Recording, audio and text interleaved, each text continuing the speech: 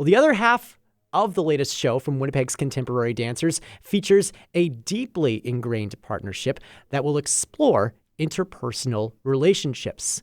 Sarah Hutton and Aaron Cass are partners in dance and life in their project Generous Mess.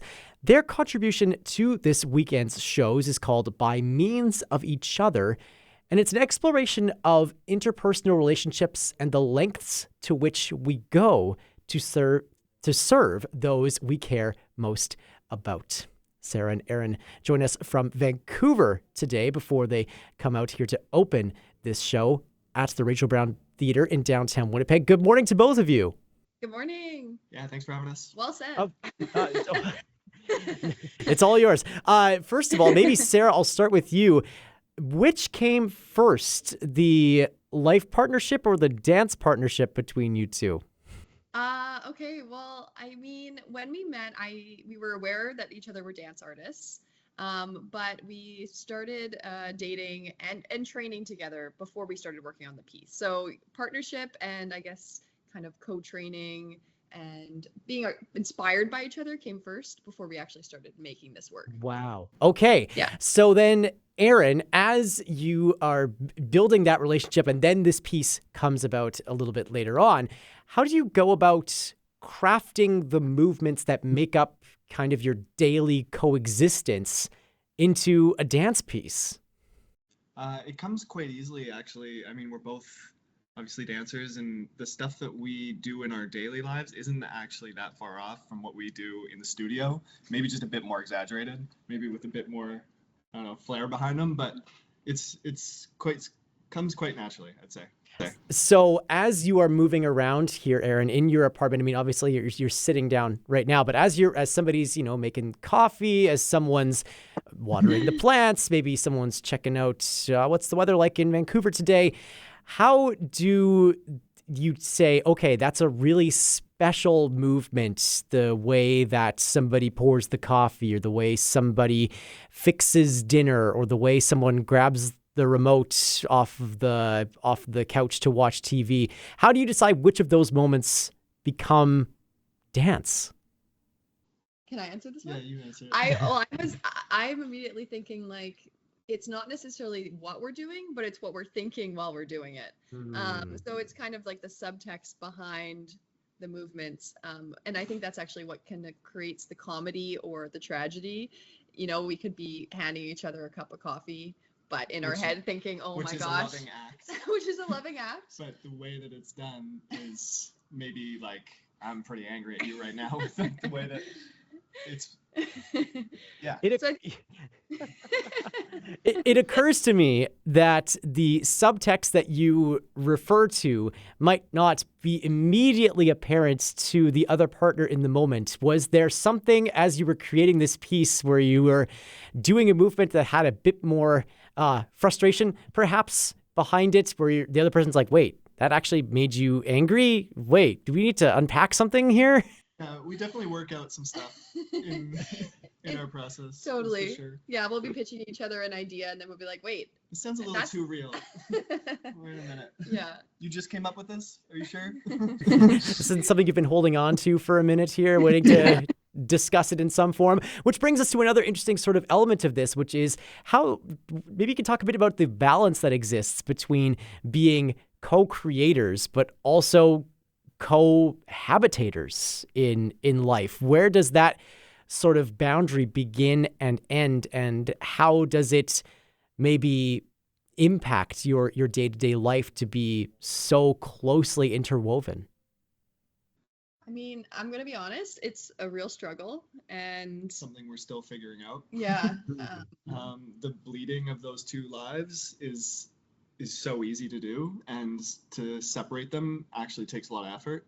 And we're still working on it, I guess. Yeah. There's some tactics I feel like we've been using lately, especially when we're busy like this, getting ready to come to Winnipeg, and the emails are coming in, and we're having a hard time separating it, is just like bringing other people into the space with us, like our friends and our colleagues and our mentors, and they do a really good job of reminding us what parts of ourselves are happening at home, and what parts of ourselves live in the studio.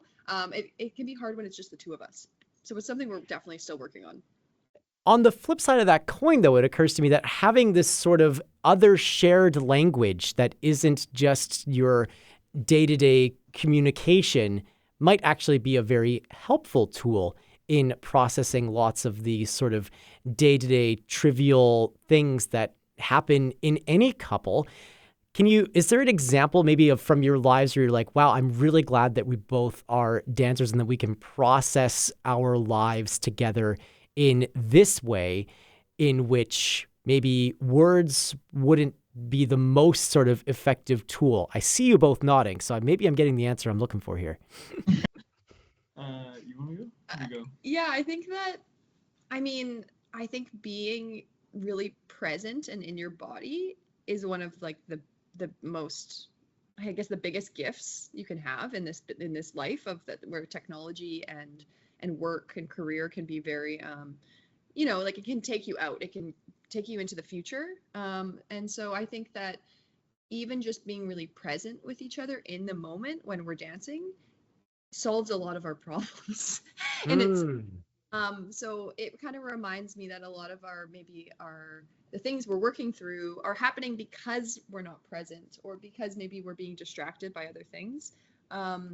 And definitely there's a few moments in the piece where we're trying to bring like more light to some of the struggles we're having. And so the comedy, or kind of the ridiculousness of putting our problems in a show, kind of makes you realize how funny some of these situations can actually be after time has passed, or maybe when you've stepped away from them.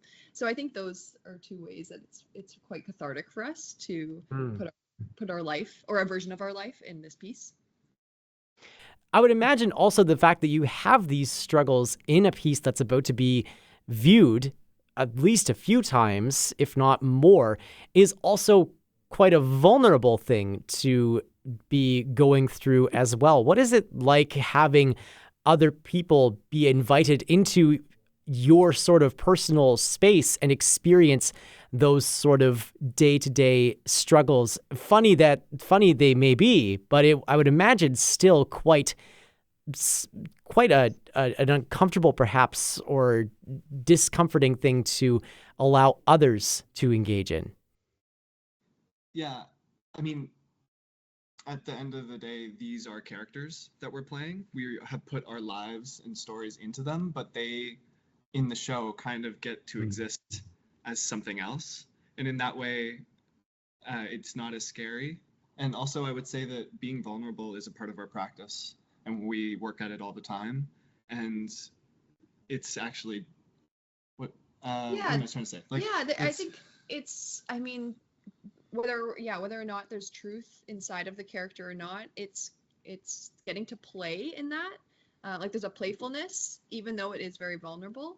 But I mean, definitely, like, there are days where I go, oh my goodness, like this is going to be, I feel scared to show this vulnerability on stage. Like there's always that. I will actually say that almost never goes away. But my relationship to it changes. Like other days, especially when we have audiences, we've been rehearsing a lot alone, but when there's audiences, that energy exchange and getting to see how people see themselves in the work, it makes it like, it's such a rewarding experience sharing that with people. So it's definitely can be scary. But yeah, I agree with Aiden that there's something about, we get to choose how much of, in the moment, the character is real or fiction to us. So I think that's really helpful too. Yeah. This piece is paired with a far more serious look at relationship dynamics and power dynamics with others in the world. The Tomato Blues by Lena Cruz. We were just speaking with Lena about times in which we have power sort of held over us in certain scenarios versus the times that we may hold inordinate power over others. The exaggerated example that we were using was there are times where we maybe sometimes feel abused by those around us, and sometimes where we are the abuser, which is very dramatic language, but it does maybe help to serve the point to illustrate this. How do you navigate power dynamics in this piece as you sort of navigate who who is leading at any given point, for example, or who's following the movements, who is in control of maybe a lift or a pull or things like that. How do we decide?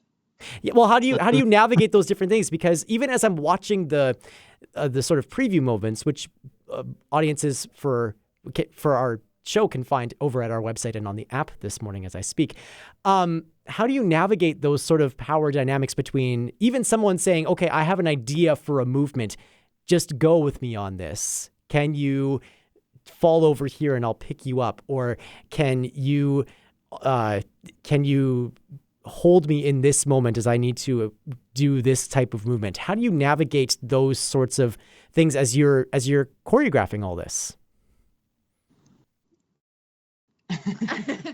I mean, wow, that's a great question. I think it's different in every moment, but often it'll start with, it's a lot of bouncing. It's a lot of bouncing. So it's like, Aiden has an idea. I contribute to that idea. I contribute to that idea in a way that cancels out Aiden's idea. Aiden has to fight for his idea again. And it's this like constant bouncing. I say with creative decisions, there's a lot of bouncing and kind of like fighting for our ideas, and sometimes they align and then it's really easy. And sometimes we have the exact same idea, but totally different physical ways of wanting to produce that in the work. So we're always fighting for like the work together. We have that shared idea, and I think that's what helps when there is conflict. But yeah, moment to moment, I mean, like, especially with lifting, it's a lot of negotiation. And sometimes we're trying to make it, we were talking about this in rehearsal the other day, there's a section where we want to show conflict, but we have to be working together. Even though we're showing conflict in the choreography, there's a cooperation that has to happen. Otherwise, you wouldn't watch us dance. It just wouldn't work. Just flailing all over the stage. So like, that's something we're still figuring out. You want to add to that, or?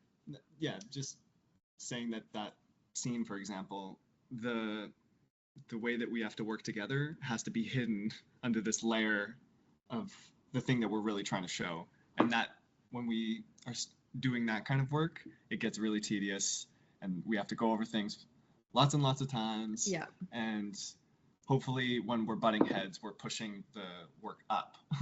I guess is the like a mountain, I guess is the right, like two sort of tectonic plates that are like pushing each other up, and then you create them. Oh, that's so cool. I love that image.